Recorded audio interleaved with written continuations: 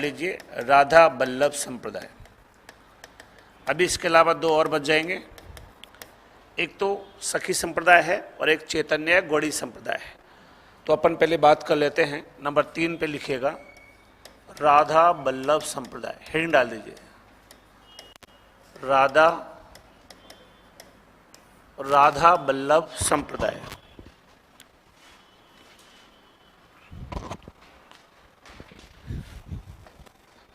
राधा बल्लभ संप्रदाय। अभी आप तो रक्त में लिख लो आज तो, है ना, या इसी में लिख लो, यहीं से लिख लो, बाद में हो जाएगा, ठीक है। इसको थोड़ा सुनिएगा। देखो, ये जो संप्रदाय है ना राधा बल्लभ, इसके प्रवर्तक कौन है? स्वामी हित हरिवंश। क्या नाम है? स्वामी हित हरिवंश। और हित हरिवंश ने क्या है, ये संप्रदाय लगभग 1534 के लगभग दिया था। अभी लिखना नहीं है, थोड़ा सुन लो। और जो ये संप्रदाय है, इसकी 2-3 विशेषताएं हैं। एक विशेषता तो ये कि यहाँ पे राधा बल्लभ नाम है तो राधा पहले है, यानी कि जो राधा का स्थान है वो कृष्ण से भी ऊंचा है। अब जब ऊंचा स्थान होगा ना तो वो बराबर में नहीं बैठेगा, इसलिए कृष्ण के जो बामांग में, आज तक हम क्या देखते हैं कि पत्नी को बामांग में बिठाया जाता है पति के, लेकिन यहाँ पे कृष्ण के बामांग में राधा नहीं बैठेगी। क्यों? क्योंकि कृष्ण की जो मूर्ति है वो अलग चीज है और राधा यहाँ पर उसके बराबर में नहीं है। तो राधा को क्या है, एक वस्त्र निर्मित गद्दी पे काले अक्षरों से राधा लिखते हैं, श्री राधा, और वस्त्र निर्मित गद्दी पे ऊंचे पे बिठाया जाता है। थोड़ा ऊंचा होता है इसका स्थान और ऊपर एक गद्दी होती है, उस गद्दी पे लिखा रहता है क्या? श्री राधा। अच्छा, इसके जितने भी आपको भक्त लोग मिलेंगे, ये चूंकि वृंदावन में स्थापित हुआ था, वृंदावन में इस संप्रदाय की स्थापना हुई थी, तो इसके जितने भक्त लोग मिलेंगे ना, वो क्या करेंगे, एक काली बिंदी लगाते हैं खुद के माथे पे, काल रंग की बिंदी। वो काली जो बिंदी है ना, वो किसका प्रतीक है? राधा का प्रतीक है। कभी आपने अगर मुरारी बापू की कथा सुनी हो तो मुरारी बापू की जो कथाएं होती है ना, उसमें मुरारी बापू एक काला सा दुपट्टा अपने ऊपर लगा के रखते हैं यहाँ पे, और उस पर लिखा रहता है क्या? श्री राधा। तो ये उस बात का महत्व है कि हम राधा बल्लभ संप्रदाय को मानते हैं। तो ये थोड़ा सा अलग प्रकार का संप्रदाय है। इसमें क्या है, कृष्ण का स्थान थोड़ा डाउन है और राधा का स्थान थोड़ा सा ऊंचा है। थोड़ा सा इसके बारे में लिखिए, फिर आगे बात करते हैं।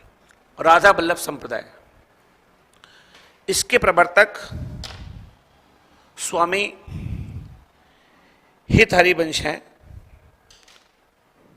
इसके प्रवर्तक स्वामी हित हरिवंश हैं।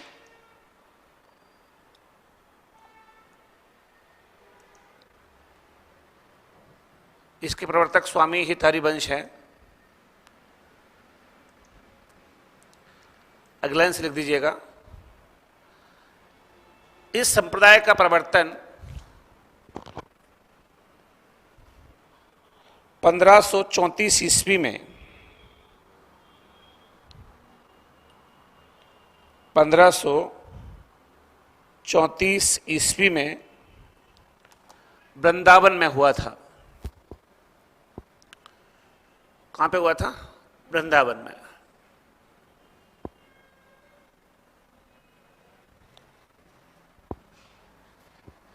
अच्छा, प्रवर्तन किसने किया है? हित हरिवंश ने।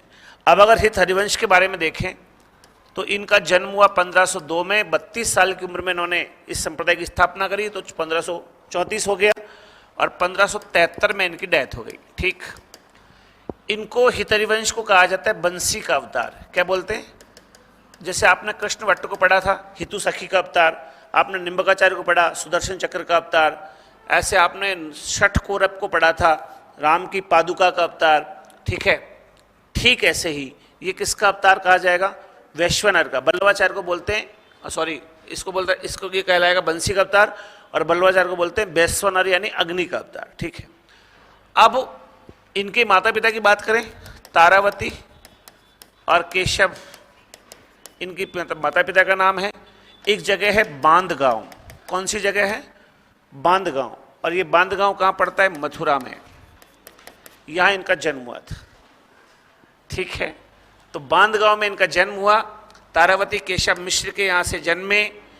1502 से 73 का इनका जीवन काल रहा और 32 साल की उम्र में किसका प्रवर्तन किया? वल्लभ संप्रदाय का प्रवर्तन किया। इनके गुरु का नाम था गोपाल भट्ट। गुरु का नाम क्या है? गोपाल भट्ट। ये सारा एक जीवन परिचय किसके बारे में? हित हरिवंश के बारे में। थोड़ा सा लिखिएगा। हित हरिवंश का जन्म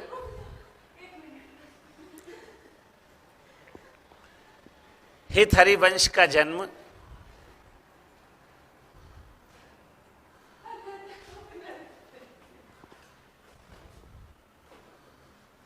हित हरिवंश का जन्म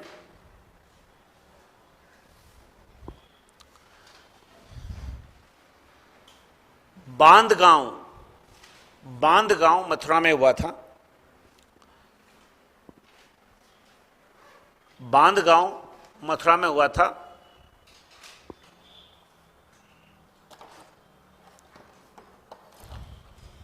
बांधगांव मथुरा में हुआ था।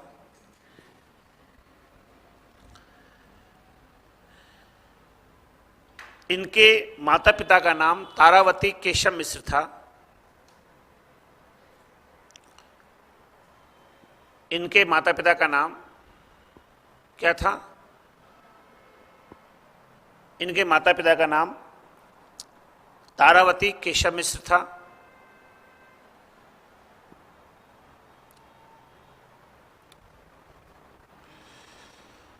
तारावती केशव मिश्र था।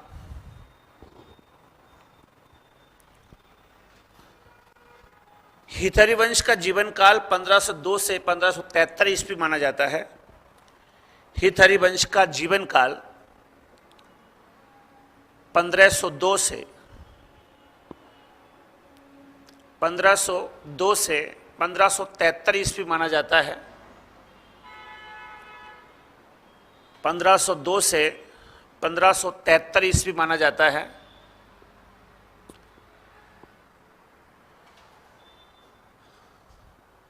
और इन्हें 1502 से 1573 ईस्वी माना जाता है और इन्हें, ये इंपॉर्टेंट है, बंसी का अवतार कहा जाता है। किसका? भगवान कृष्ण की बंसी। इन्हें बंसी का अवतार कहा जाता है। इन्हें बंसी का अवतार कहा जाता है। नेक्स्ट लाइन से लिखिएगा।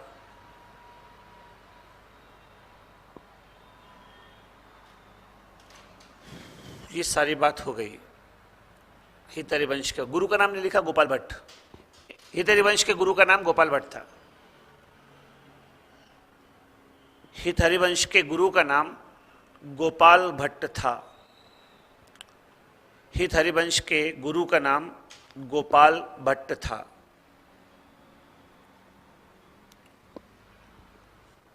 ठीक, अब आगे चलते हैं।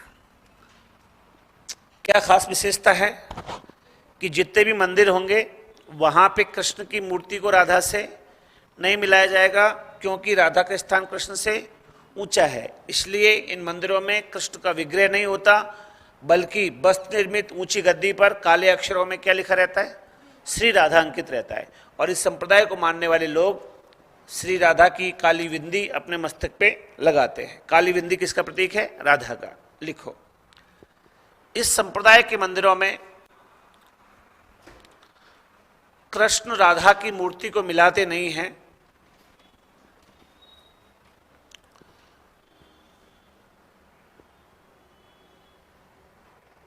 इस संप्रदाय के मंदिरों में कृष्ण राधा की मूर्ति को मिलाते नहीं हैं, क्योंकि राधा का स्थान कृष्ण से ऊंचा है। क्योंकि राधा का स्थान कृष्ण से ऊंचा है। राधा का स्थान कृष्ण से ऊंचा है।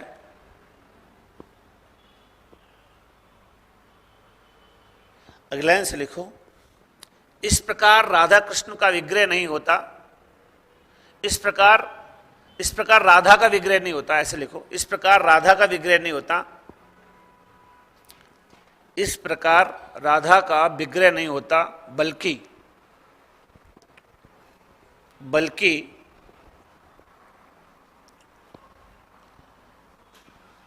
वस्त्र निर्मित गद्दी पर कृष्ण के पार्श्व में, पार्श्व का मतलब बगल, कृष्ण के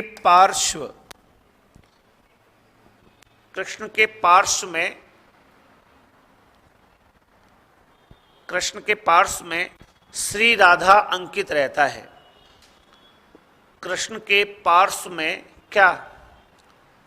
श्री राधा अंकित रहता है। कृष्ण के पार्श्व में श्री राधा अंकित रहता है। ये लाइन बोलना पूरी एक बार। वस्त्र निर्मित गद्दी लिखा है ना आपने, ठीक है। इसके बाद अगले लाइन से लिखो, इस संप्रदाय के भक्त अपने माथे पर काली बिंदी राधा के प्रतीक के रूप में लगाते हैं। इस संप्रदाय के भक्त अपने माथे पर काली बिंदी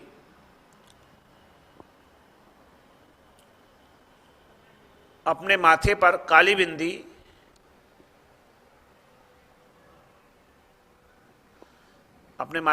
कैसी बिंदी? काली बिंदी। किसके लिए? श्री राधा के प्रतीक के रूप में लगाते हैं। जबकि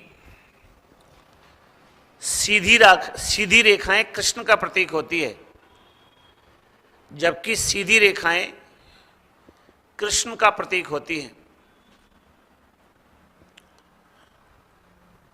जबकि सीधी रेखाएं किसका प्रतीक है?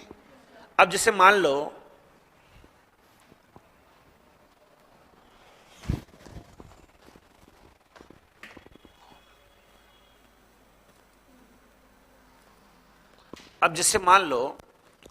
मैंने कोई तिलक लगाया है, अब उसमें यूं जो लगाई है ना रेखाएं, वो तो किसकी है? कृष्ण की है। और जो बीच में बिंदी लगाई है काले रंग की, वो क्या है? अब हो सकता है कृष्ण की रेखाएं पीली मिल जाएं आपको, क्योंकि वो काली नहीं मिलेगी। वो कैसी मिलेंगी? चंदन की, केसर की, तो वो पीली मिलेगी। लेकिन जो राधा की बिंदी लगेगी वो कैसी लगेगी? काली लगेगी। ये इसका प्रतीक है। अगली बात सुनो, जो इनका कृष्ण है ना, वो रस से खुश होता है। किससे खुश होता है? रसिक कृष्ण है, ठीक है। तो ऐसी स्थिति में ये जो संप्रदाय है, इसकी भक्ति का जो मुख्य केंद्र है, इसकी जो भक्ति का आधार है, वो क्या है? रस है। इसकी उपासना का आधार क्या है? रस। और इनके यहां पे जो कृष्ण है, उसका नाम होगा नित्य विहारी। क्या नाम होगा? मैंने आपको बताया था कि स्वसुखी संप्रदाय के कृष्ण का नाम लाल साहब था, तत्सुखी के का नाम युगल सरकार था। वो दोनों राम के थे। और कृष्ण में आएंगे तो सखी संप्रदाय का कृष्ण है, उसको निकुंज बिहारी बोलते हैं।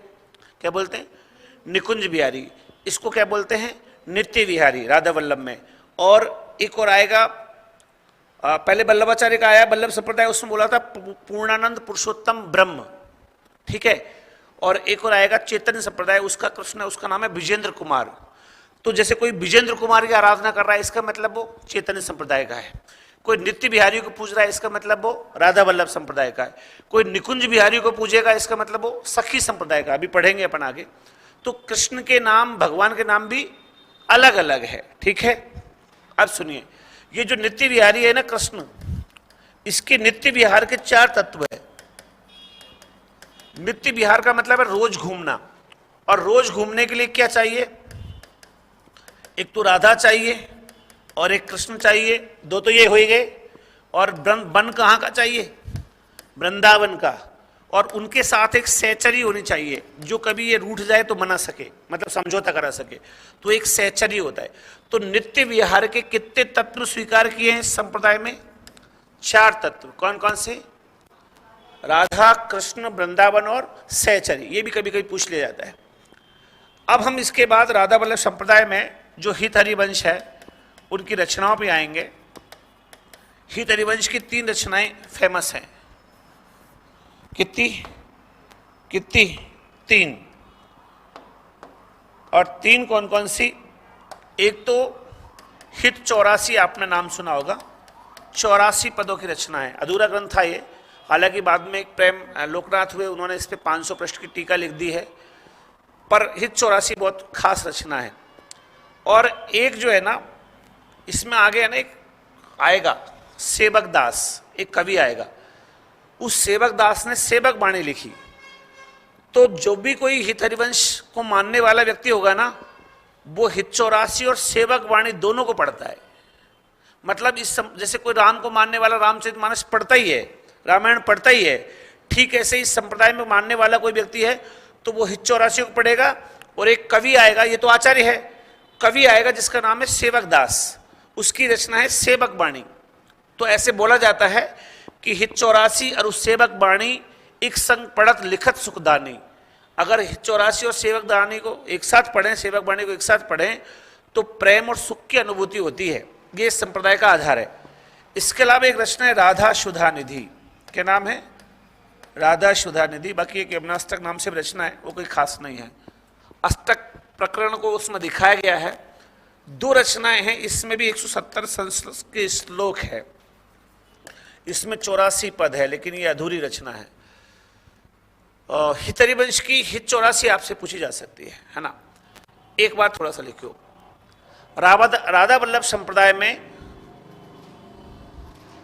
उपासना का मुख्य आधार है रस।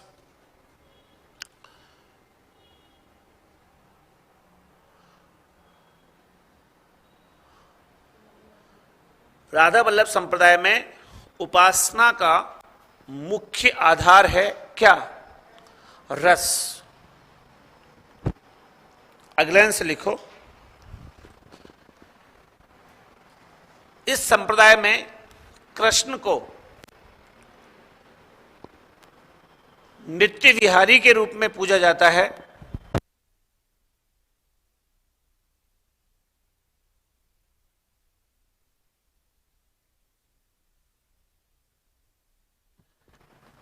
इस संप्रदाय में कृष्ण को नित्य विहारी के रूप में पूजा जाता है।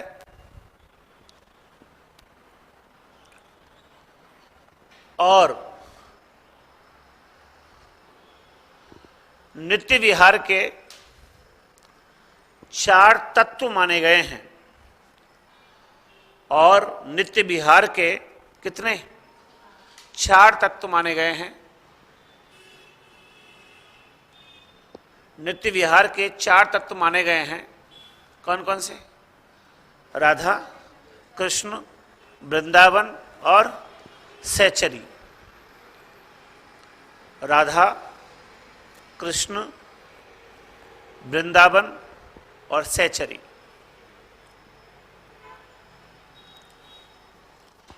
इसके बाद अगला हेडिंग डालिए, हित हरिवंश की प्रमुख रचनाएं। हित हरिवंश की प्रमुख रचनाएं। हित हरिवंश की प्रमुख रचनाएं।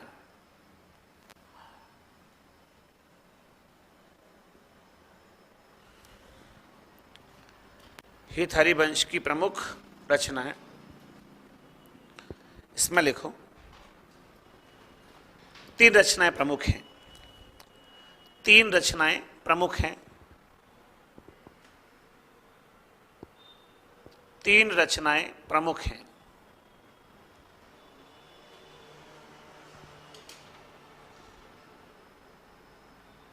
नंबर 1, हित 84।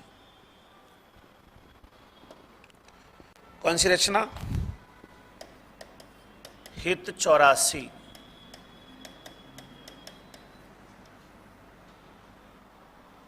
हित 84। थोड़ा सा सुनिएगा इसको। मैंने आपसे कहा कि अधूरा ग्रंथ है, पूरा नहीं कर पाए थे, डेथ हो गई थी ना 1577 में, पूरा नहीं कर पाए। कितने पदों में है? 84 पद, इसीलिए नाम दिया क्या 84। हित का मतलब हितहरिवंश की रचना, 84 मतलब 84 पद, तो 84 पदों की रचना है। अब इस पर है ना,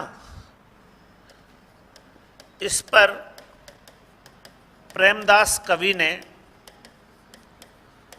500 पृष्ठ की गद्य टीका लिखी है।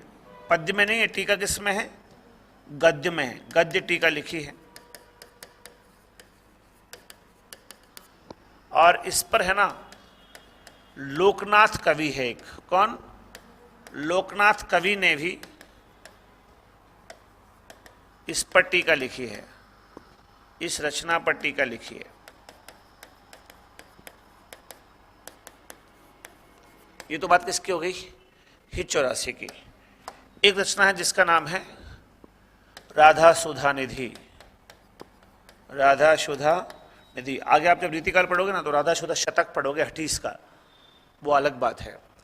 इसमें कुछ नहीं है, 170 श्लोक की रचना है। सुधा का मतलब अमृत होता है, राधा को अमृत के रूप में दिखाया गया है। और तीसरी रचना नॉर्मल है यमुनास्तक। ये यमुनास्तक तो आपको पता हो तो, आपने विठलनाथ का नाम देखा था, वहाँ भी आई थी। तो यमुनास्तक ऐसी रचनाएं तो बहुत बार आती रहती हैं, ठीक है। बाकी 2 रचनाएं खास है, कौन कौन सी, हित 84 और राधा सुधा निधि। और उसमें भी सबसे इंपॉर्टेंट कौन सी, हित 84। जब मैं कवियों को पढ़ाऊंगा अभी इसके, तब मैं समझा दूंगा कि सेवक दास के साथ इस रचना को जरूर से पढ़ा जाता है, ठीक है। एक बार ये लिख दो आप,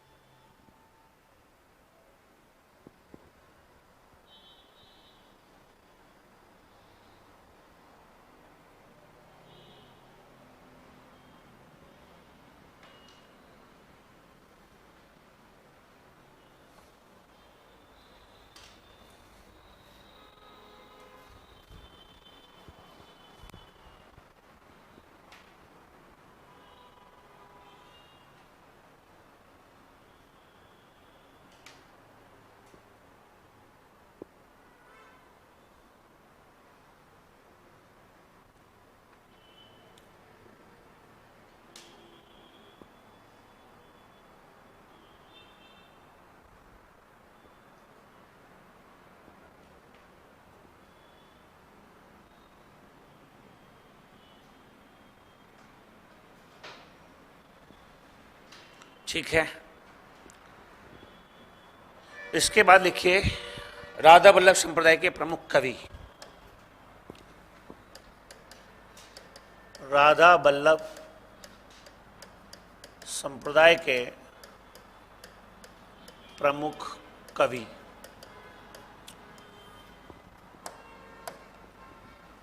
ट्रिक है इसकी, चने देता है ध्रुव। रुक जाओ, चे का मतलब चतुर्भुजदास, ने का मतलब नेही नागरीदास या नेह नागरीदास, बात एक ही है। दे का मतलब दामोदर, क्या नाम, और इस दामोदर को बोलते थे सेवक जी। क्या बोलते थे इसको, सेवक जी। है का मतलब है हरि व्यास देव, सॉरी हरिव्यास देव तो उसमें आ गया था। परशुराम देव, परशुराम देव का गुरु था ना हरिव्यास देव। कौन से संप्रदाय में? परशुराम देव किसके संस्थापक थे? निम्बार्क संप्रदाय के। ठीक है, तो ये आएगा हरिराम व्यास। क्या नाम है इसका? हरिराम व्यास। और ये है ध्रुवदास। ध्रुवदास। एक एक कुछ सुनो पहले, क्या क्या नाम आए। देखो, एक तो दामोदर दास है ना, इसका नाम है सेवक जी। ठीक है, और इसने एक ही रचना लिखी है, लिखना मत अभी आप। इसने एक ही रचना लिखी है जिसका नाम है सेवक वाणी। क्या नाम है? सेवक वाणी। और इसी पे मैं आपसे कह रहा था कि ये कहा जाता है, क्या कहा जाता है? ये कहा जाता है कि हित 84 अरु सेवक वाणी। कौन कौन सी रचनाएं? एक तो हित 84 और दूसरी सेवक वाणी। हित 84 हरिवंश की और सेवक वाणी दामोदर की। एक संग पढ़त लिखत सुखदानी।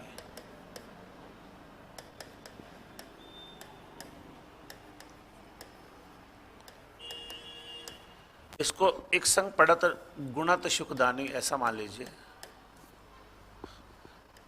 मतलब इन दोनों को एक साथ पढ़ना चाहिए। किस किस को? हित 84 और सेवक वाणी को। ठीक है, एक आएगा चतुर्भुज दास। चतुर्भुज दास की बात करें तो देखो, इसको क्या है, मिश्र बंधु, रामचंद्र शुक्ल और राम कुमार वर्मा, ये तीनों ने इन्हें अष्टछाप कवि मानने की भूल की थी। तीनों ने क्या लिखा कि ये अष्टछाप वाला कवि है, लेकिन अष्टछाप वाला ये नहीं है। इसका निराकरण दीनदयाल गुप्त ने किया। किसने किया? दीनदयाल गुप्त थे। उन्होंने कहा कि भैया ये अष्टछाप कवि नहीं है। हाँ या ना? और चतुर्भुज दास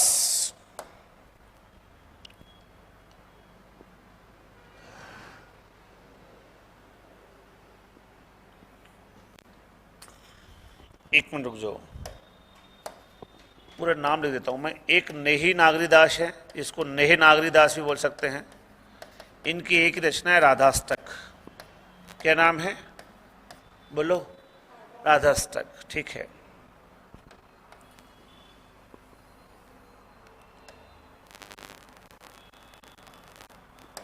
सुनो। इसके अलावा कौन कौन बच गया? एक बच गया ध्रुवदास। ध्रुवदास इसने क्या है, हित हरिवंश से स्वप्न में दीक्षा ली। ये गुरु बनाने आ गया सुबह तो कि साहब मैं तो आपसे स्वप्न में ही दीक्षा ले ली थी। और कुल ग्रंथ लिखे 42। कुल ग्रंथ कितने लिखे? 42। ठीक है। हाँ, हितजू को मंगल, द्वादश यश, भक्ति प्रताप। हितजू को मंगल, द्वादश यश और भक्ति प्रताप।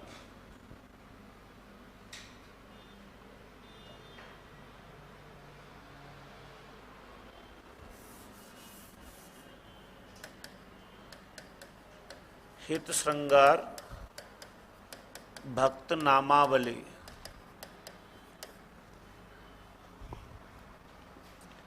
हितजू को मंगल, द्वादश यश, भक्ति प्रताप।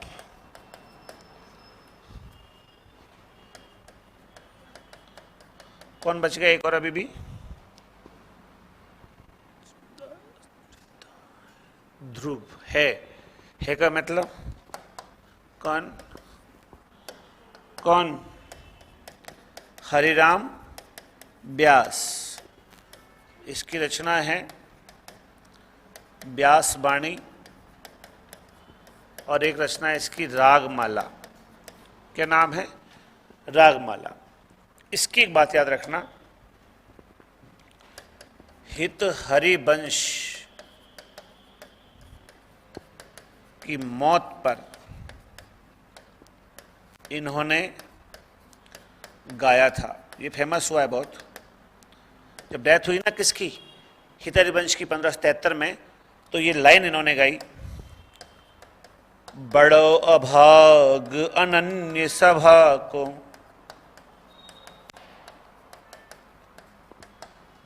उठ गयो ठाठ सिंगार, पुतो सब रसिकन को आधार। समझ में आया? इस सभा का, हमारी सभा का बड़ा अभाग्य है, दुख की बात है। बड़ा अभाग्य, अनन्य सभा को, ये महान सभा का ये बड़ा अभाग्य है कि उठ गए और ठाठ श्रृंगार के, हमारा सारा ठाठ और हमारा सारा श्रृंगार उठ गया, मतलब हित हरिवंश की मौत हो गई है। हुतो सब रसिकन को आधार, वो कैसे थे? सभी रसिकों के आधार थे, मतलब रस को मानने वाले लोग हैं ना, ये उन सबका आधार था, हेड था कौन? हित हरिवंश। समझ गए? लिख दो, यहां से लिखो। आगे सुनो, अगले संप्रदाय पे आते हैं, जिसका नाम है, कौन सा वाला? चौथा है ना ये, सखी संप्रदाय। क्या नाम है? बोलो। सखी संप्रदाय। ठीक, सुनो। प्रवर्तक कौन है? स्वामी हरिदास। क्या नाम है?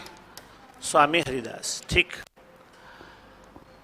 अब ये जो है ना, थोड़ा सा सुनो। पहले तो इनके गांव के बारे में सुनो। इनका जन्म हुआ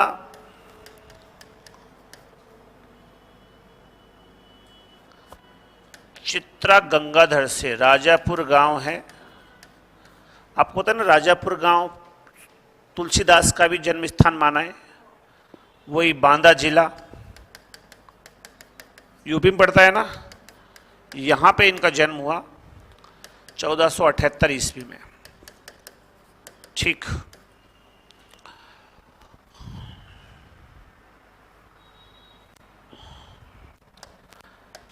सखी संप्रदाय क्या है?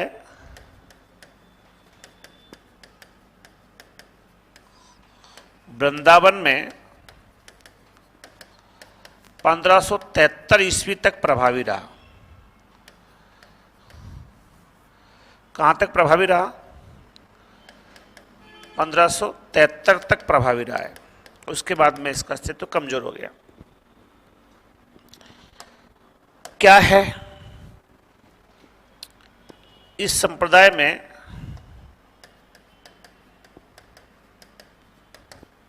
स्वयं को कृष्ण की पत्नी व राधा को सहपत्नी मानकर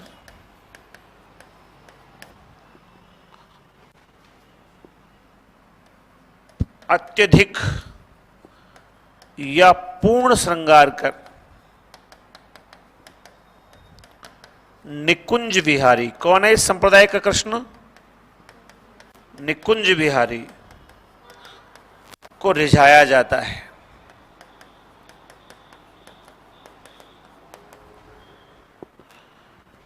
वह पुरुष भी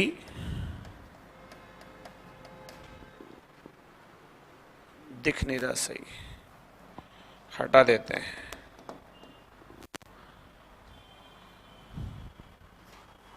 पुरुष भी स्त्री के रूप में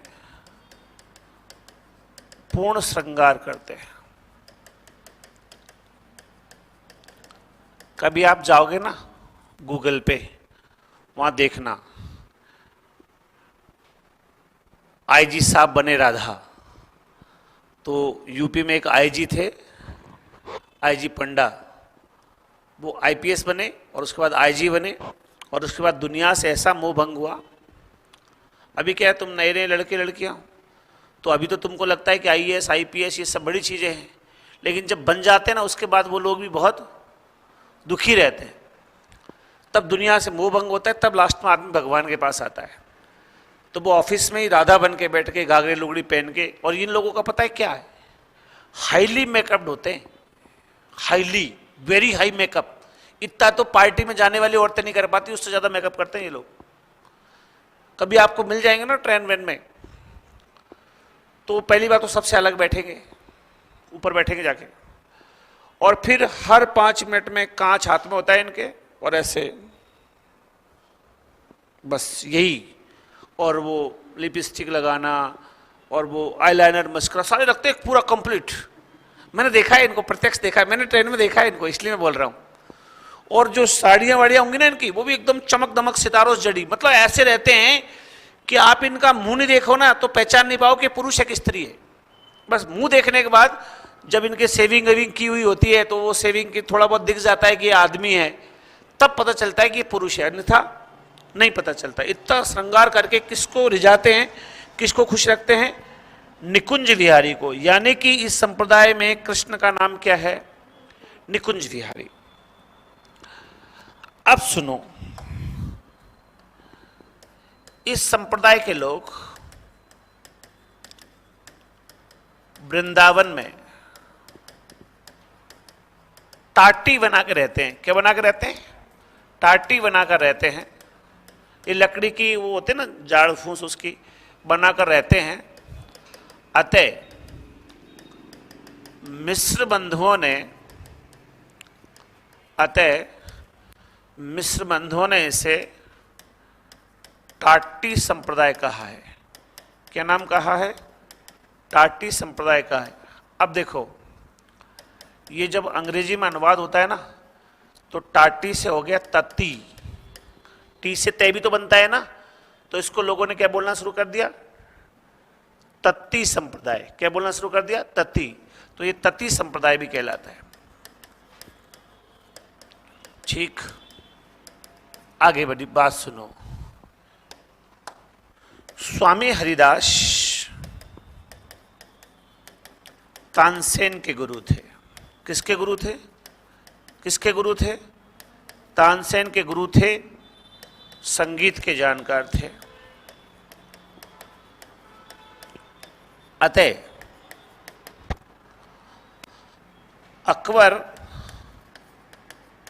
छद्म वेश में इनके पद सुनने आता था। अकबर दूसरा वेश धारण करता और सुनने आता, क्योंकि तानसेन अच्छा गाता। तो ये पूछते, तुमको किसने सिखाया? मेरे गुरु ने। गुरु कौन? स्वामी हरिदास। तो बोले, जब शिष्य इतना अच्छा गाता है तो गुरु तो और भी अच्छा गाता होगा। तो वहां पे जाकर के देखने आता था। अगली बात सुनो। हरिदास की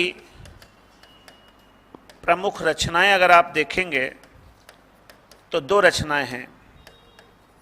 सिद्धांत के पद, या जिसको सिद्धांत पद कहा जाता है, और एक रचना है केलीमाल। क्या नाम है?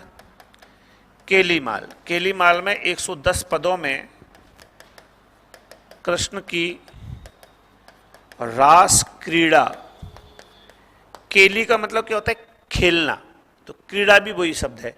तो रास लीला जो होती थी ना, गोपियां और कृष्ण नाचते कूदते थे झुंड में, उसको बोलते हैं रास लीला। तो वो जो है केलीमाल में मिलता है। अच्छा, एक बात ये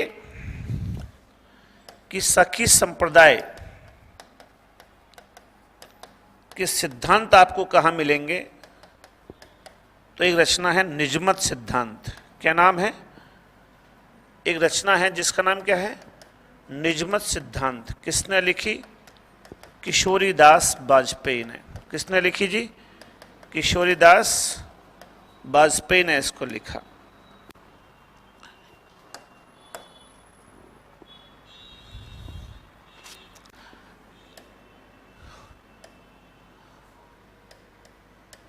सखी संप्रदाय निम्बार्क संप्रदाय की ही एक शाखा है। किसकी? निम्बार्क संप्रदाय की ही एक शाखा है। अब ये देखो आपको बहुत अलग लगेगा। कैसे अलग क्यों लगेगा? क्योंकि जो स्वामी हरिदास है ना, स्वामी हरिदास के गुरु अगर आपसे पूछे तो उनका नाम है चैतन्य महाप्रभु। अब आप बताओ, जब चैतन्य महाप्रभु का शिष्य है तो ये एक तरह से गौड़ी संप्रदाय की शाखा होनी चाहिए थी, पर हुए है किसकी शाखा? इसका मतलब गुरु से अलग गए हैं। ठीक है। और स्वामी हरिदास की शिष्या थी लल्ला देवी। क्या नाम थी? लल्ला देवी ने कश्मीर में शैव धर्म की स्थापना की। शिव को मानने वाले जो धर्म है उसकी स्थापना की। यानी गुरु अलग चला तो फिर शिष्या भी अलग चली। ठीक है। चैतन्य महाप्रभु कुछ थे, उनका शिष्य कुछ हुआ और उनकी शिष्या कुछ हुई, और इन्हीं हरिदास का एक शिष्य तानसेन हो गया। दो शिष्य है ना, एक शिष्य एक शिष्या। शिष्य कौन है? तानसेन, वो संगीतज्ञ हो गया। शिष्या कौन? लल्ला देवी, उसने शिव को मानना शुरू कर दिया कृष्ण की बजाय। ठीक है। और ये खुद भी अपने गुरु के अनुसार नहीं चले। गुरु का था गौड़ीय चेतन संप्रदाय और इन्होंने खुद का क्या बना दिया? सखी संप्रदाय। बात समझ में आ रही? थोड़ी थोड़ी हाँ या ना? ये तो नॉर्मल बात थी सखी संप्रदाय की। इसके बाद अब आगे चलेंगे अपन इस संप्रदाय के प्रमुख कवियों को लेकर। ठीक है। यही लिख दूं कि अभी चलने दूं? समझा दूं पहले या? प्रमुख कवि इसको लिख दो ना। प्रमुख कवियों में देखो स्वामी जगन्नाथ है, लिखूं? प्रमुख कवि। इस बोर्ड में कुछ प्रॉब्लम हो रही है, यहां पे आते ही पेन कुछ और हो जाता है। मेरे को लग रहा है 10-5 हजार रुपये खर्चा करवाएगा। अब सोने का लगवाएगा, गोल्ड। ये तो सोने का करवा देंगे, पर इसकी ये तो हीरे की या जवाहरात वगैरह से ये तो चेंज करना, इसमें तो डायमंड लगाना पड़ेगा। करते हैं व्यवस्था। आगे सुनो, प्रमुख कवि बताते हैं। एक तो है स्वामी जगन्नाथ। क्या नाम है? स्वामी जगन्नाथ। एक है बिहारिन दास, एक है नागरी दास। उधर नहीं नागरी दास आया था पहले ना, ये नागरी दास है। एक है बिठल विपुल। क्या नाम है? बिठल विपुल।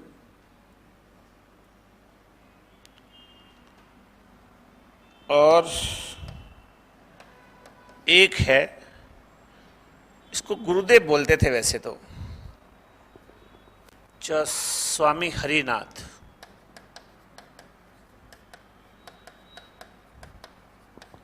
इसको है ना गुरुदेव बोलते थे। थोड़ा सुनो, बिहारिन दास और नागरी दास के बारे में कुछ नहीं है। बिहारिन दास कौन है? नागरी दास का गुरु है। ठीक। और नागरी दास कौन है? बिहारिन दास का शिष्य है। दूसरी बात, किशनगढ़ की कौन सी शैली? बनी ठनी शैली के प्रयोक्ता कौन? सावंत सिंह। क्या नाम है वास्तविक नाम? सावंत सिंह। ठीक है। आप आगे पढ़ोगे, रसिक रत्नावली रचना इनकी फेमस रही है। रीतिकाल में बात करेंगे। बिठल विपुल, इनके पास एक उपाधि थी जिसका नाम है रस सागर। क्या नाम है इनकी उपाधि का? रस सागर।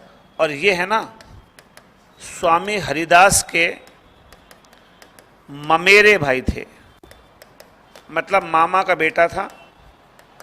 5 साल बड़े थे किससे?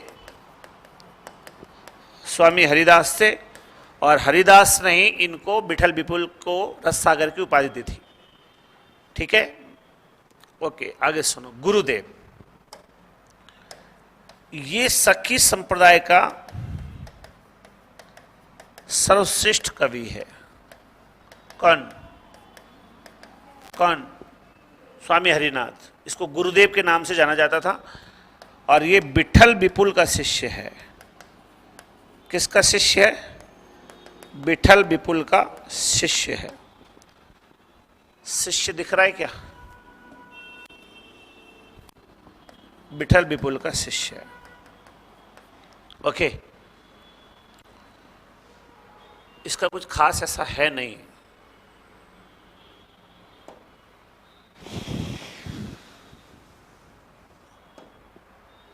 लिखो यहां से, चलें। इसके बाद आगे चलते हैं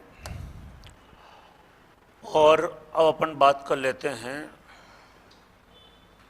एक है ना इसमें, ये जो है ना, ये बिहारीन दास है और इसको बोलते हैं बिहारी दास। इसको क्या बोलते हैं? बिहारी दास।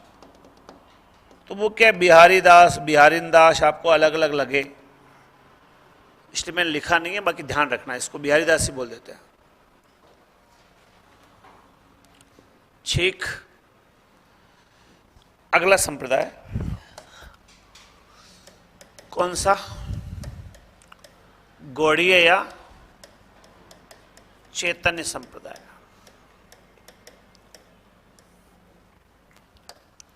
थोड़ा सा सुन लीजिए इसे। प्रवर्तक कौन है? चैतन्य महाप्रभु। ठीक है। 1486 में इनका जन्म हुआ, 1533 ईस्वी में डेथ हो गई। जन्म स्थान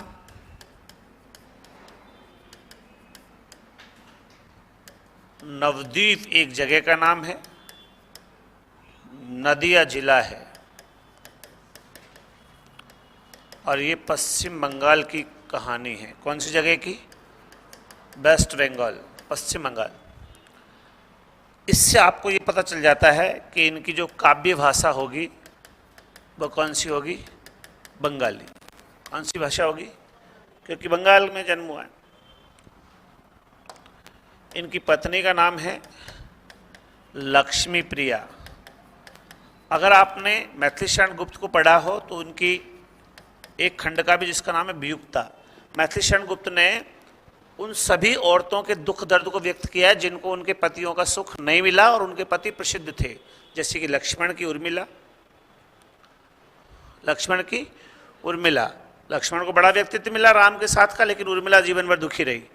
ऐसे ही यशोधरा, गोपा, गौतम बुद्ध की पत्नी, वो भी ऐसे परेशान रही जबकि बुद्ध को बड़ा लाभ मिला। ऐसे एक नाम क्या है? वियुक्ता। ये चैतन्य महाप्रभु की पत्नी है। अगर आपसे कोई पूछ ले कि सास का नाम क्या था तो सास का नाम सची है। ये मैं इसलिए लिख रहा हूं कि जब भी वियुक्ता का प्रसंग आएगा तो उसकी मां ने सपोर्ट किया, सास सची का नाम भी आएगा। भाई सची इंद्र की पत्नी का नाम भी है। ठीक है, अगली बात सुनो।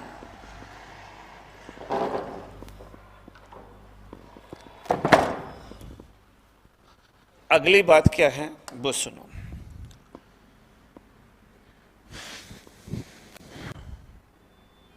पहले इनके उस पे आते हैं, क्या गुरु का नाम और लिख देते हैं, चंडीदास। क्या नाम है? ये पश्चिम बंगाल का फेमस नाम है चंडीदास। सौरभ गांगुली के पिता का नाम भी क्या है? चंडीदास गांगुली। ठीक है, तो ये वहाँ का फेमस नाम है। दुर्गा पूजा होती है वहाँ अक्सर, कलकत्ता, पश्चिम बंगाल। अब चैतन्य महाप्रभु के उपनाम देखो आप। पहले उपनामों की बात करें तो इनका जन्म हुआ नीम के पेड़ के नीचे, इसने नाम रख दिया क्या? निमाई। ठीक है, नीम के पेड़ के नीचे जन्म।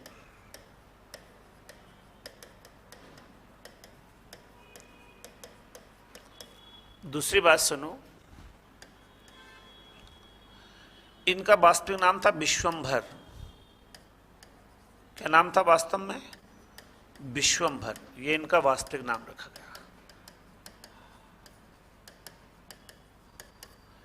ये अत्यधिक गोरे थे तो इनको गौरांग या गोर वर्ण नाम मिला, अत्यधिक गोरे होने के कारण।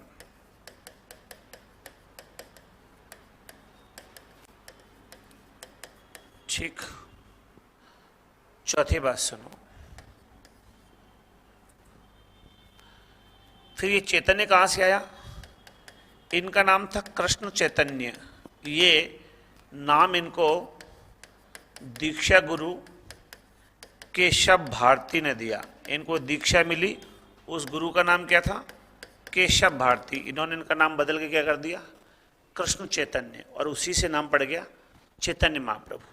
महाप्रभु तो उपाधि हो गई एक तरह से, वास्तविक नाम जो है जो था उसको नाम बदल दिया गुरु ने। और क्या बोला दीक्षा देते समय कि आज से तुम राम बोला नहीं तुलसीदास कहलाओगे, ऐसे ही आज से तुम कृष्ण चैतन्य कहलाओगे। ठीक है।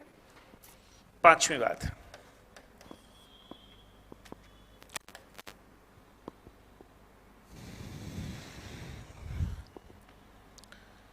एक बंगाल के शासक है हुसैन साहब, वो उनको नृप तिलक या जगत भूषण की उपाधि देंगे। उससे पहले इनकी जब विद्या पूरी हो गई ना, तो इनका नाम पड़ा विद्यासागर। क्या नाम पड़ा? विद्यासागर। कब पड़ा यह नाम? विद्या पूर्ण होने पर। नंबर 6, नृप तिलक या जगत भूषण। जगत भूषण यह उपाधि बंगाल शासक हुसैन शाह ने दी। उपाधियां प्रदान नहीं की जाती, दी जाती है। तो प्रदान की कभी मत लिखना, क्या लिखना? दी। ठीक, आगे चलते हैं। चैतन्य संप्रदाय की स्थापना हो गई। तो चैतन्य संप्रदाय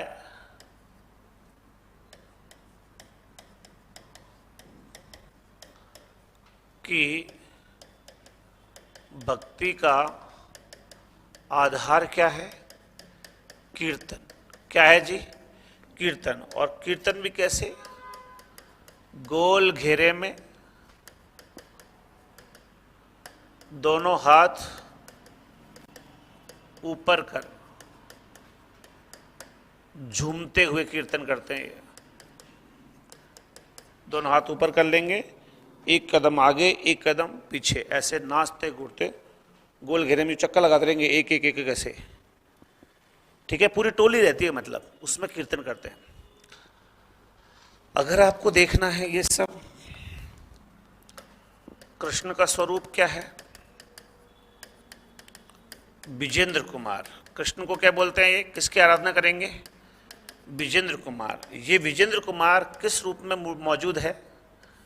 इस विजेंद्र कुमार का सिर जो है वो गोविंद देव जी है, जयपुर। इसी विजेंद्र कुमार के धड़ की पूजा, किसकी पूजा? वक्ष की पूजा, धड़ की पूजा गोपीनाथ जी मंदिर, ब्रह्मपुरी, जयपुर। और इसी कृष्ण के, विजेंद्र कुमार के पाद मतलब पैरों की पूजा मदन मोहन जी मंदिर, करौली। ठीक है, यहां होती है। गौर करने की बात यह है कि राजस्थान में 2 पीठ या गद्दी है। कहां कहां? एक तो मदन मोहन, एक तो गोविंद देव जी। कहां पे? एक तो गोविंद देव जी और दूसरा मदन मोहन जी। यहां तक समझ में आ रहा है?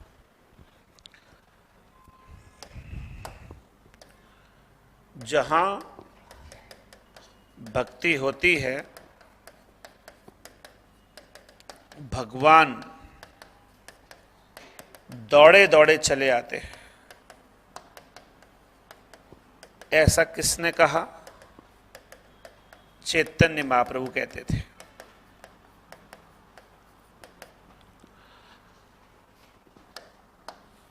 एकमात्र ऐसे संत थे, ये एकमात्र ऐसे संत थे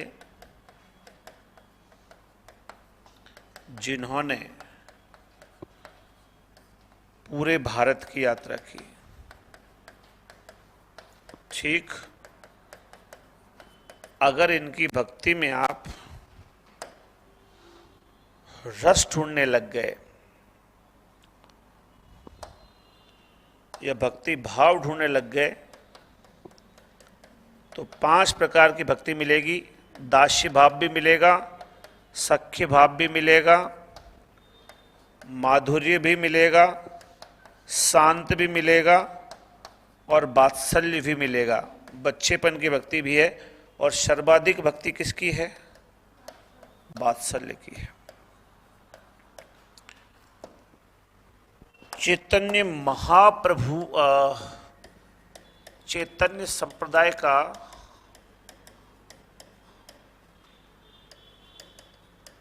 आधार जो ग्रंथ है वो है साहब गोविंद भाष्य।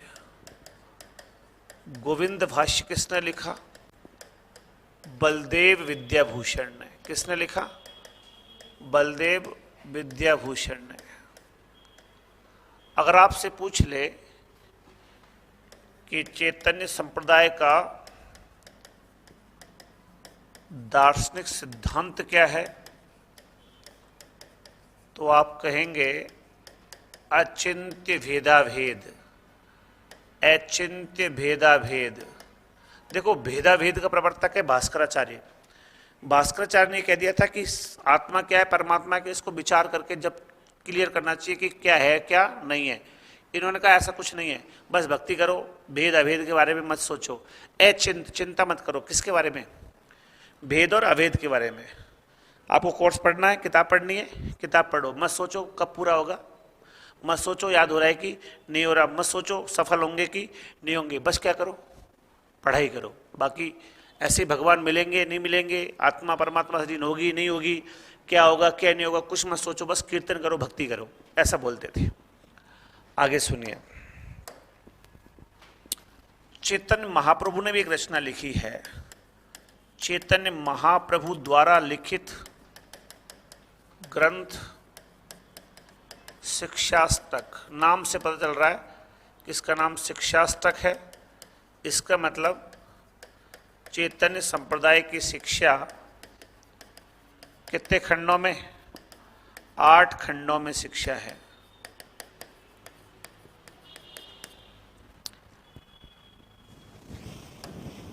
अब यदि मैं इनके कवियों पे आऊं, पहले लिखो, कभी भी सलटा दूं साथ के साथ ही, खत्म कहानी, ठीक है। चैतन्य संप्रदाय के प्रमुख कवि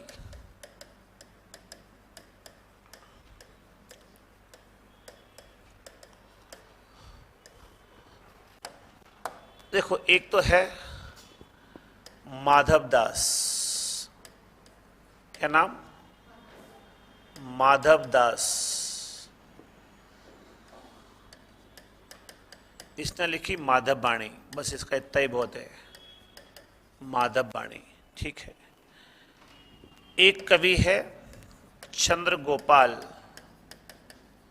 इसने ऋतु विहार और राधा विरह लिखा है। एक कवि है भगवत मुदित, भगवत मुदित, इसने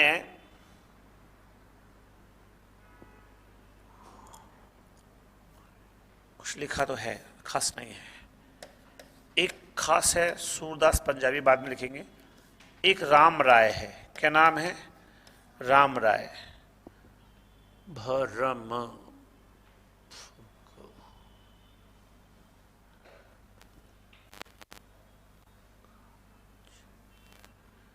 एक सूरदास मदन मोहन है। ये सूरदास वो सूरदास नहीं, कौन सा? कौन सा जो भक्ति काल में आया था वो सूरदास नहीं है। दूसरा है, ये अकबर के दीवान थे। क्या थे? अकबर के दीवान थे और पंजाब निवासी थे। ओके। एक बार क्या है, इनके पास साधु आए। चूंकि अकबर के दीवान थे तो राज का धन धन धन दौलत पे इनका थोड़ा सा कंट्रोल था। तो साधुओं को एक रात में 13 लाख के सोने की मुद्राएं बांट दी। कितनी? 13 लाख। पंक्ति सुनो। 13 लाख संडीले आए। 13 लाख की स्वर्ण मुद्राएं थी। सब साधुन मिल गटके। सब किसको बांट दिया? साधुओं को। अब सोचा इसने कि साला सुबह जगते ही तो राजा ऐसी तैसी कर देगा, इसलिए सूरदास मदन मोहन आधी रातों छटके, आधी रात को ही वहां से छोड़ छाड़ के निकल लिए। ठीक है। 13 लाख का स्वर्ण साधुओं को बांटा। किसको बांटा? साधुओं को बांटा। ये आप अलग से लिख देना। ठीक है।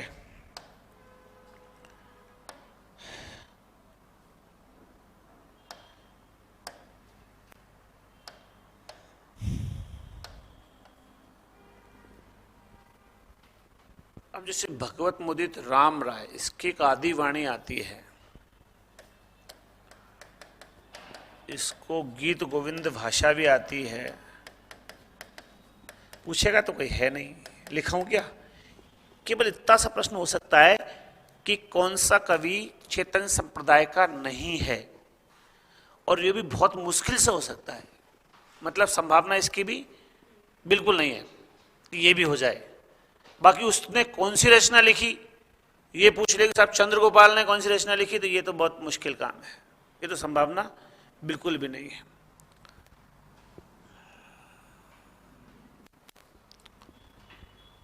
अब तो यहां से लिखो, इसको देखेंगे बाद। मैं ऐसा मन रहता है हमेशा कि वही लिखाया जाए जो एग्जाम में आए, फालतू की बात से दूर रह जाए। बिना मतलब की चीज क्यों पढ़ाना?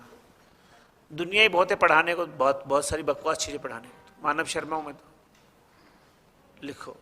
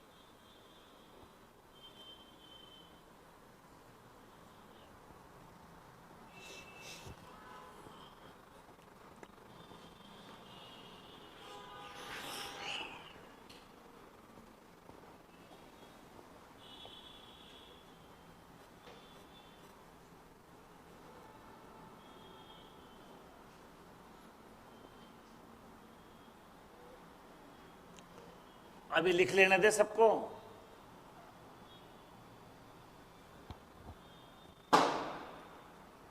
ऑनलाइन वाले भी लिख रहे हैं, ये भी ध्यान रखो कि तुम्हारे अलावा ऑनलाइन के लोग भी लिख रहे हैं, उनके पास थोड़ा सा लेट भी पहुंचता है। दुनिया में सबको साथ लेके चलोगे ना तो जीत जाओगे।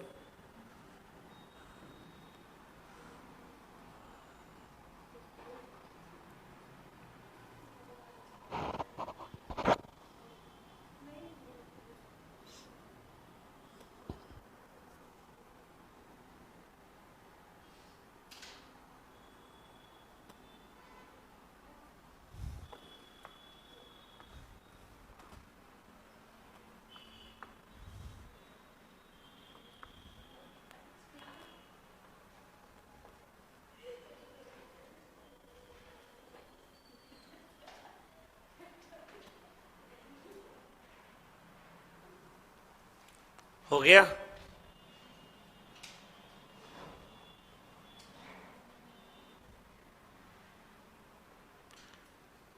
एक है ना, आज कितनी तारीख है? हाँ, तुम्हारी छुट्टी तो नहीं होगी। छुट्टी होने की संभावना थी, तुम्हारी पर नहीं होगी। मेरी ड्यूटी थी चुनाव में, वो 2 बजे से है, तो मैं आराम से पढ़ा के जाऊंगा आपको। आज 12 ही तो है ना? हाँ, तो 14 तारीख को 2 बजे मेरे को चुनाव ड्यूटी में जाना है। लोकसभा चुनाव के चालू हो गए हैं। पूजा कुमारी जी, पिछली बार विधानसभा चुनाव में तो मैं सिस्टर की शादी थी इसलिए बच गया था, वो भी बड़ी मुश्किल। अब के बचना मुश्किल काम है, और देश सेवा के लिए काम करना चाहिए। बचने से क्या मतलब? आप और हम लोग अच्छे के लिए काम करें, देश की सेवा है चुनाव करवाने में।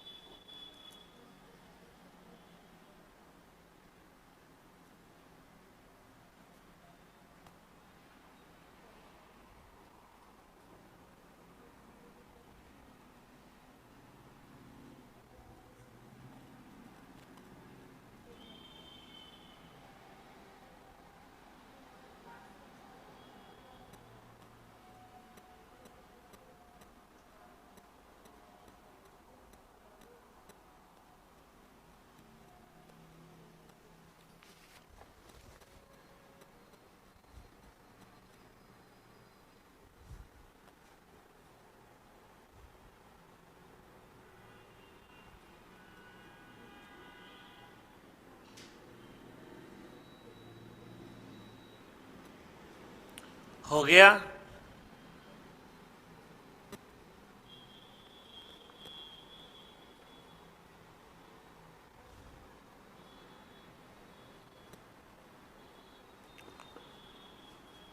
अभी कभी और है, आगे देख लेना आराम से।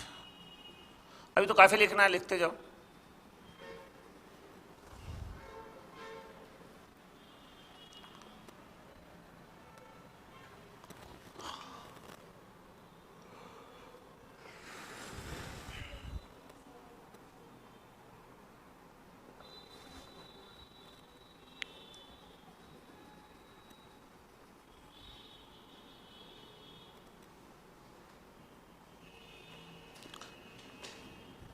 ऑफलाइन वाले थोड़ा जल्दी नहीं लिखते, ऐसा ऑनलाइन वालों की शिकायत है कि बहुत धीमे लिखते हैं आपके ऑफलाइन वाले।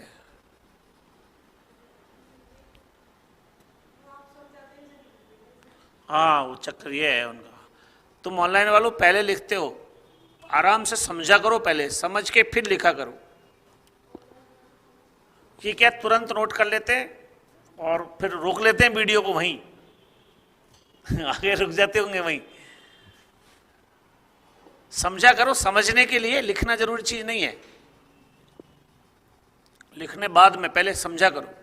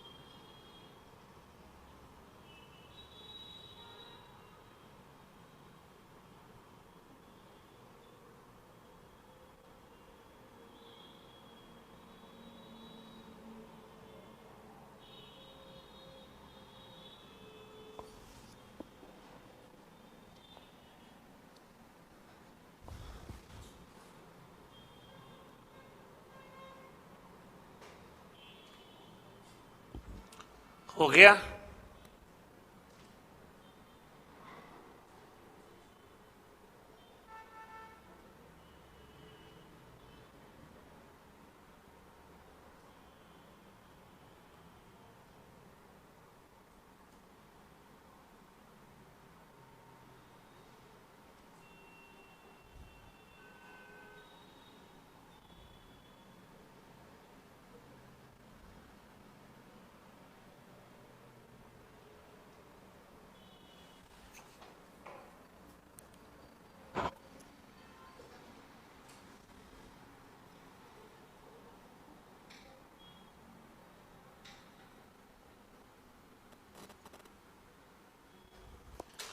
चलें आगे।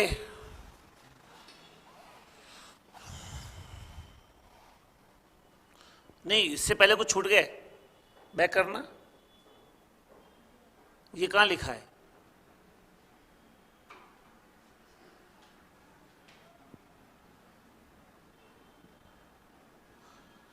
ऐसे अगर अगर ऐसे बामाणी रसिया गा लेना तो गुजरों कौन बुलाए हैं?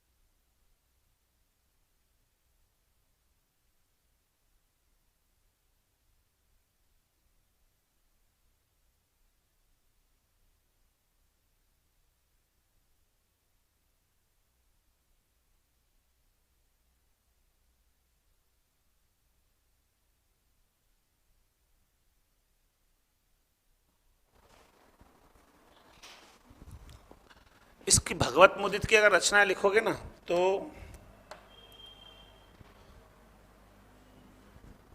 वृंदावन शतक 1650 में लिखी थी,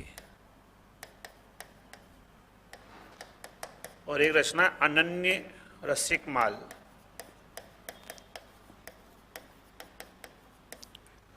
ठीक है। इसकी आप चंद्र 84 भी लिख सकते हो रचना, चंद्र 84।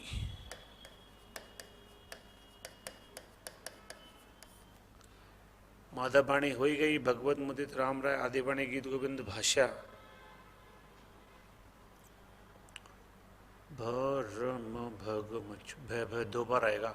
एक भगवान दास भी है, नंबर 6 लिख देना, भगवान दास, भरम भग मच। और साथ में पाएगा एक गदाधर भट्ट। इस गदाधर भट्ट में मैं कुछ लिखवा दूंगा आपको। इसकी ट्रिक होती है भरम भग मच। वो आप देख लो, भय 2 बार आ रहा है, र 1 बार है, मैं 1 बार है, च 1 बार है, मैं 2 बार है। तो मैं 2 बार का मतलब मैं दो बार का मतलब एक तो मदन मोहन सूरदास और एक माधव दास।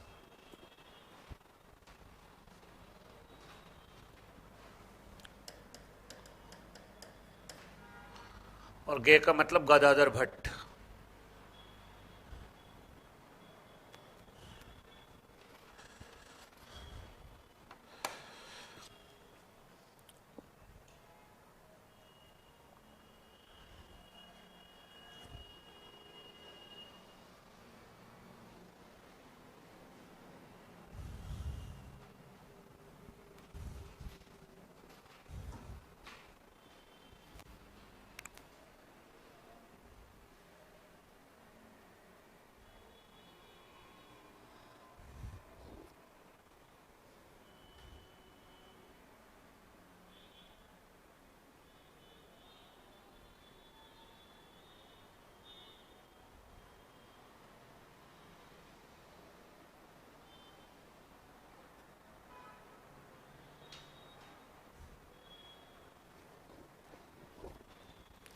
गदर भट्ट में कुछ लिखाना है मेरे को, एक दो बात, एक दो लाइन बस, ज्यादा नहीं है ना।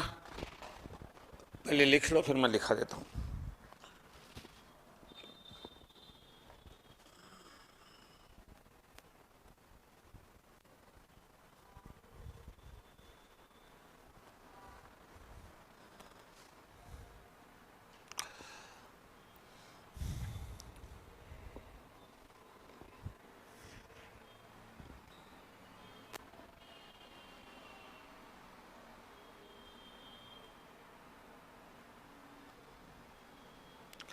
इसके आपको है ना, अगर रचना याद नहीं हो तो कोई खास बात नहीं है। फर्स्ट ग्रेड सेकंड ग्रेड में रचनाएं पूछने के चांस कम है, चांस है कवियों के नाम पूछने के, कि कौन कौन कवि थे, किस संप्रदाय में कौन शामिल नहीं था, ये याद रखना है। बाकी जो होता है मैं इंपॉर्टेंट लगवा देता हूँ, इसमें कोई इंपॉर्टेंट लगवाया नहीं है मैंने, इसका मतलब नहीं है कोई भी।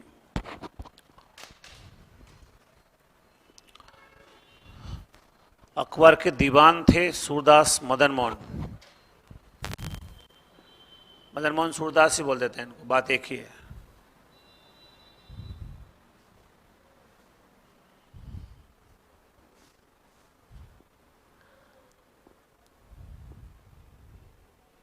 ठीक है, आगे चलो।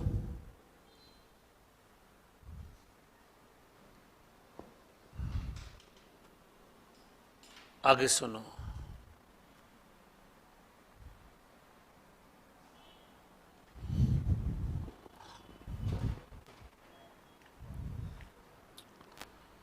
ये गदाधर भट्ट है ना, इसमें एक लाइन लिखो, ये चैतन्य महाप्रभु को, ये चैतन्य महाप्रभु को श्रीमद् भागवत गीता सुनाते थे। चैतन्य महाप्रभु को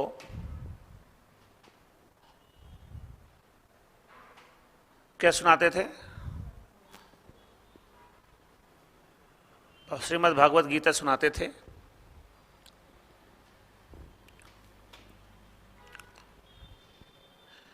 इनकी दो रचनाएं प्रमुख हैं। गदाधर भट्ट है ना, इसकी कितनी रचनाएं? दो रचनाएं, श्री राधा माधवाष्टक, श्री राधा माधवाष्य। और ये दोनों रचनाएं है ना ध्यानमाला ग्रंथ में मौजूद है,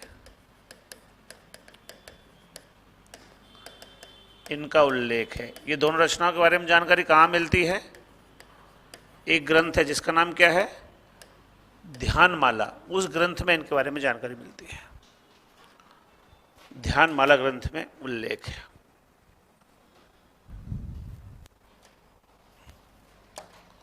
और नीचे एक नोट लगा दो, संत शंकर देव,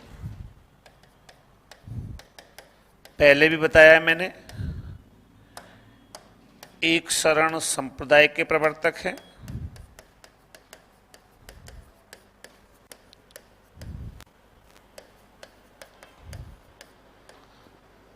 महापुरुषिया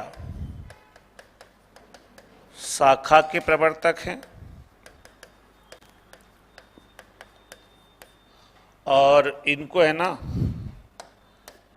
असम के चैतन्य महाप्रभु कहलाते हैं। क्या बोलते हैं इनको? चैतन्य महाप्रभु असम का कहलाते हैं। और अगर आपसे पूछे तो एक लाइन ये भी है कि ये स्वयं मूर्ति पूजा करते थे, लेकिन भक्तों को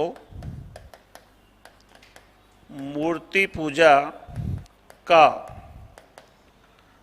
विरोध करने का उपदेश देते थे। कोई कारण रहा होगा। मैं दारू पी लूं तो मैं दुनिया को कह सकता हूं कि दारू नहीं पीनी चाहिए, तो खुद ने तो मूर्ति पूजा कर ली, लेकिन दूसरे को मना कर दिया कि मत नहीं करनी चाहिए।